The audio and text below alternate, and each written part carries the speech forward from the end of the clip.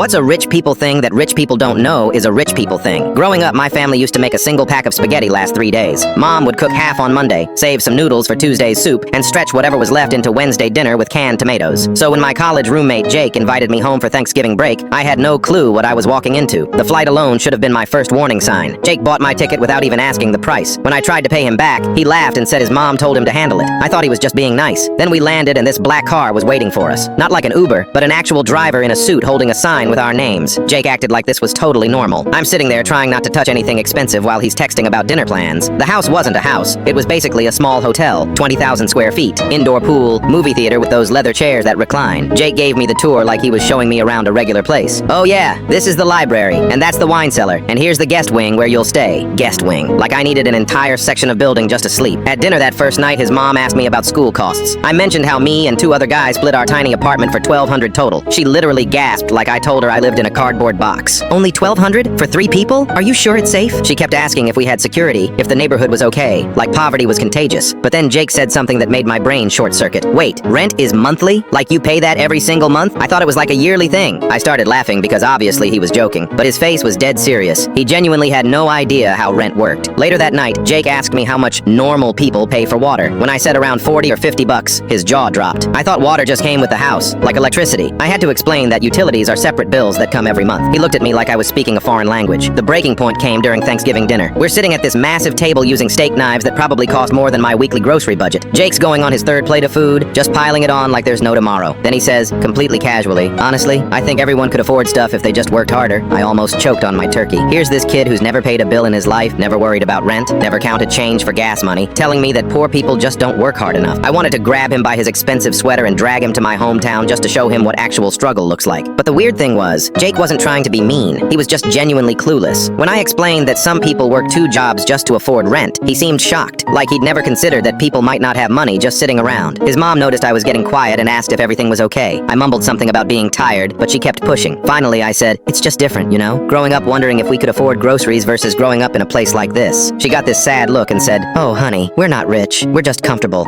Their house had an elevator. They had a chef who came in 3 times a week. Their garage was bigger than most people's entire houses. But in their world, this was just normal comfort level. Before I left, Jake's mom packed me this huge care package for the week. Imported pasta, expensive chocolates, a bottle of wine that probably cost more than I spent on food in a month. She was being so sweet, but it just highlighted how different our worlds were.